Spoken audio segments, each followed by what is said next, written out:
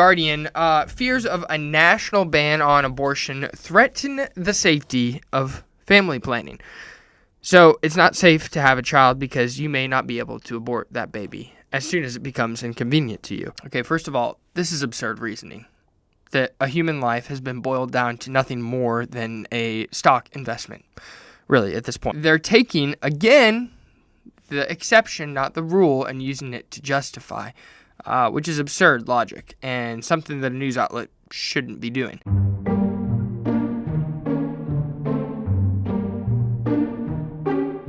All right, I have a story for you guys. Yesterday, I was just driving my car, minding my own business, parked my car. I got out.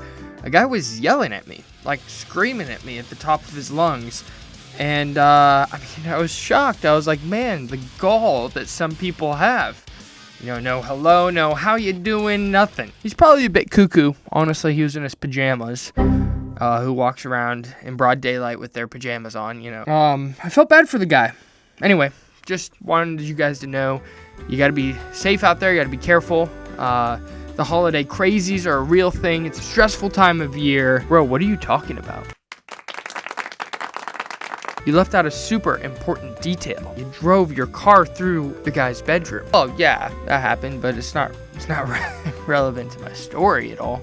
What do you mean it's not relevant? It's super relevant. That's why he was mad. You were parked in the middle of his house. Isn't that the worst when people tell you a story and leave out a very important detail? That's the worst, really. A very key factor to the story, just to make themselves look better or to hide an ugly truth. Well, welcome to the modern day news cycle. Early this month in December, 2 kids in California were shot at school. No, these weren't high schoolers, and it wasn't a classmate, as if, those details would make a shooting any less horrific.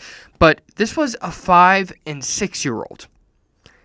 And they were shot by a grown man who is completely unaffiliated with this Adventist school. He stopped in to just shoot these kids. Again, a 5- and 6-year-old. Truly an act of terrorism. If there's terrorism in our country, that's it. It's senseless, heartless, pure evil. So you think that that's how it would be covered in the news.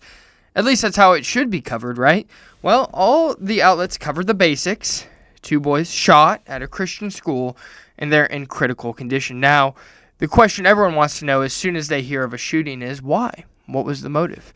Very few people still, to this day, have done any investigation as to why, other than the Jerusalem Post, and I believe it's Action News. See, the Jerusalem Post published their coverage on December 6th and then followed up 2 days later, clarifying that the shooter, Glenn Litton, was motivated by outrage over the Gaza genocide. So this is one of those pro-Palestinian, pro-Hamas, really legitimate crazies. He literally felt so strongly about what's going on in the Middle East that he went and shot 2 innocent young boys at a school. CBS publishes on December 6th as well, without the Gaza or Palestinian motivation, and there is no follow-up, no update to this story, including that. The New York Times published 2 articles, not one, but 2 articles on the incident, and neither of them had mention of the motive. Now, where are we getting this information about the motive? Well, AP included that detail in their reporting that was published on December 5th, a day before even the Jerusalem Post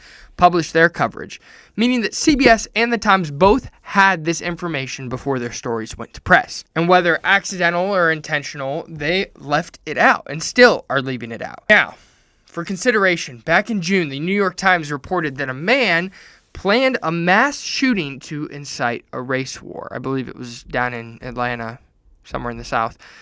Also, you may remember in 2022, the Buffalo shooting was instantly, within a day, within 24 hours, deemed as a racially motivated crime. 10 members of the black community were shot and killed by a white shooter. So racial and cultural motivations were pertinent to the stories then, and ugly as it is, it helped us make sense of the story as to why someone would do such a thing. The Middle East motivation here is also pertinent info for us.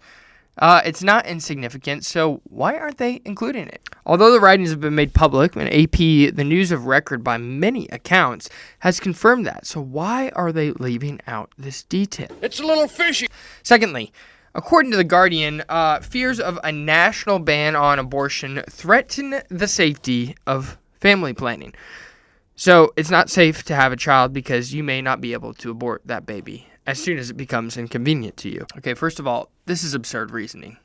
That a human life has been boiled down to nothing more than a stock investment, really, at this point. The risk just might not outweigh the rewards, so, might as well just always have that option open, have that option there just in case. Which brings me to a critical point here.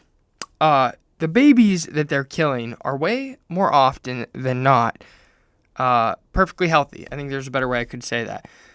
Statistically speaking, these babies and these moms are both perfectly healthy when an abortion is performed or executed. So this is not a matter of risk to the lives involved. According to the Library of Medicine in a 2013 study, a little outdated, I know, like 10 years, but only 12% chose an abortion for health-related reasons. And that boils down to, yes, health of the mom and fetus, but also included in that number is drug abuse and contraceptive use. Even so, 12% is a high number, still not the majority. Not even close to the majority. Not even 1 in 4. Not even 1 in 5. Barely 1 in 10, actually.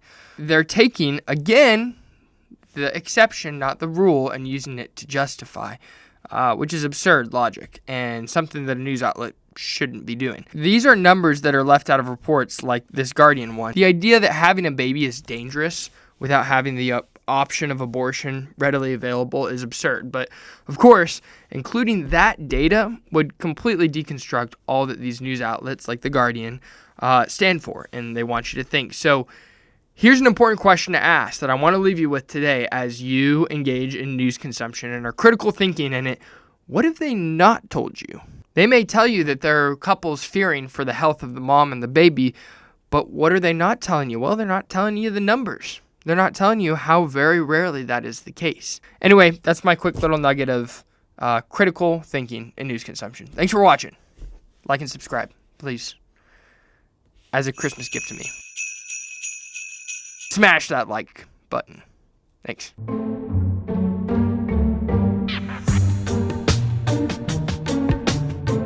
Hey, I'm Caleb Bailey. I'm a reporter with World Watch News, and we are a daily educational news program for students. Our team tackles current events and human interest stories all in one, while hopefully not leaving you stressed out. Along with these videos on YouTube, we have a full 10-minute show. And if you go to worldwatch.news/YouTube24 and use the code YouTube24, that's all caps YouTube24, you'll get the first month for free. So if you like what we're doing here, try out our full news program. 10 minutes, 5 days a week. Just use the link in the code and we'll see you over there. Thanks for watching.